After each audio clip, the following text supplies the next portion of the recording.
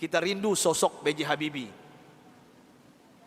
B.J. Habibie adalah presiden ketiga yang diakui, tapi beliau dilengsarkan karena kejujurannya. Beliau dilengsarkan karena beliau berjuang untuk bagaimana tidak ada korupsi. B.J. Habibie adalah orang soleh yang kita tahu dalam sejarah, orang hebat, diakui di dunia walaupun di Indonesia disepelekan. Apa yang beliau lakukan walaupun beliau sudah tiada, meninggal dunia?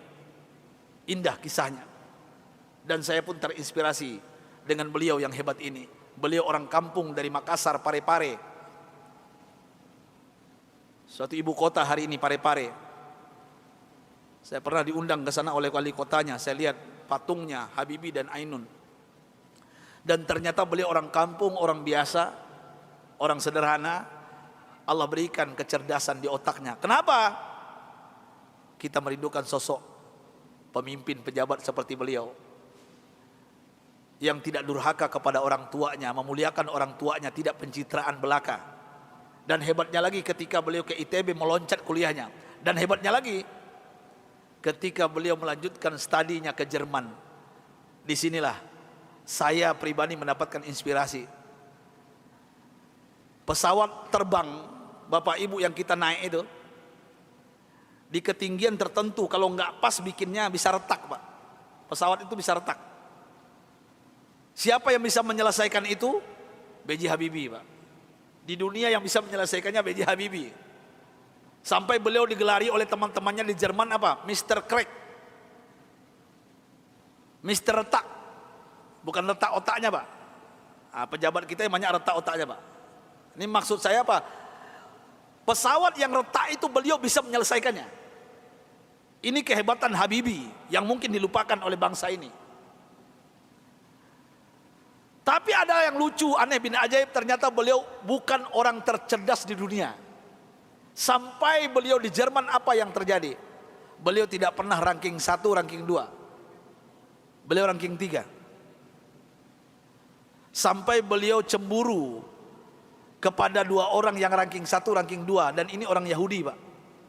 Orang kafir, laki dan perempuan. Saking herannya beliau, padahal beliau apa yang beliau isi itu benar semuanya. Tapi saking penasarannya, bertanya kepada Yahudi 2 ini. Apa kata beliau? Aku mau tanya kepada kalian berdua, apa rahasianya sampai kalian hebat di dunia, ranking 1, ranking 2?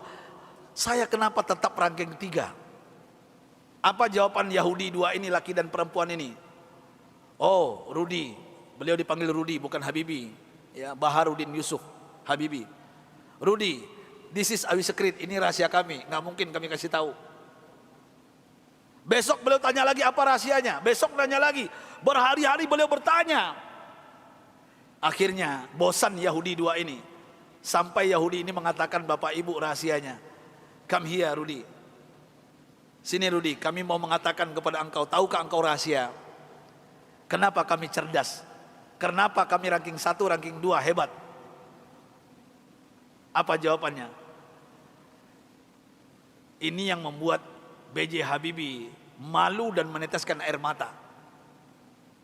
Pahlawan yang hebat ini, ketika Yahudi ini mengatakan, kami di sepertiga malam terakhir, jam 3 bahasa kita di Jakarta, bangun. Setelah itu kami mandi. Setelah mandi kami pakai baju yang wangi. Setelah itu kami ambil Al-Quran. Kami baca Al-Quran. Kaget B.J. Habibie. You read Al-Quran? Yes. Kalian kan kafir Yahudi, kenapa baca Al-Quran? Kami yakin dengan Al-Quran. Walaupun kami tidak mempercayai Al-Quran, mempercayai Islam, tapi kami yakin dengan Al-Quran. Heran B.J. Habibie, orang kafir Yahudi yang juara 1, juara 2 di Jerman ini, setiap jam 3 pagi mandi, pakai minyak wangi, baca Quran. Apa jawaban mereka? Kami baca Quran. Tahukah engkau Rudi, setelah kami baca Al-Quran, saraf kami ini rileks, otak kami cerdas, metabolisme tubuh kami dahsyat, imun. Nah ini bapak-bapak, ibu-ibu yang takut dengan corona, ini bukan saya yang ngomong, ini orang kafir yang ngomong ini. Ya. Imunitas kami naik tinggi. Kenapa? Al-Quran. Al-Quran kami baca. Sampai B.J. Habibie nggak yakin, nggak percaya. Apa kata Yahudi berdua ini Bapak Ibu? Kalau kalian nggak yakin, silakan. Surah apa? Kami baca. Ternyata Yahudi berdua ini hafal Quran, Pak. Apa saat itu jawaban B.J. Habibie? Thank you very much, my brother, my sister. Beliau pulang ke kosannya, ke kontrakannya. Sampai di kosan di kontrakan beliau sujud menangis. Rasanya tertampar wajah beliau, malu beliau, padahal beliau beragama Islam, orang kafir. Jam 3 bangun mandi baca Quran. Mulai saat itu bapak-bapak dan ibu-ibu, saya ingin berbicara pahlawan satu ini, orang hebat ini. Mulai saat itu mendengarkan rahasia dari Yahudi yang dua ini, apa yang beliau lakukan? Jam 3 pagi beliau bangun, beliau mandi, beliau pakai baju yang rapi, beliau pakai wangi-wangian, beliau sholat tahajud 8 rakaat, witir 3:11 setiap hari. Setelah itu beliau baca Al-Quran sampai menjelang subuh. Kalau orang kafir tadi nggak sholat karena bukan Islam, langsung baca Quran. Dan apa yang terjadi keajaiban, Bapak Ibu yang dimuliakan Allah Subhanahu wa taala. Allahu Akbar. Keajaiban ini terjadi. Semenjak itu, setelah itu B.J. Habibie berubah menjadi ranking 1. Yahudi yang 2 tadi turun ke bawah.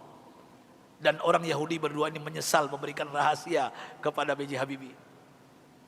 Artinya apa?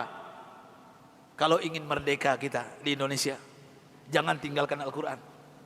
Kalau ingin sukses anak-anak kita, bapak, ibu, cucu kita, sampaikan kepada mereka Al-Quran adalah obatnya.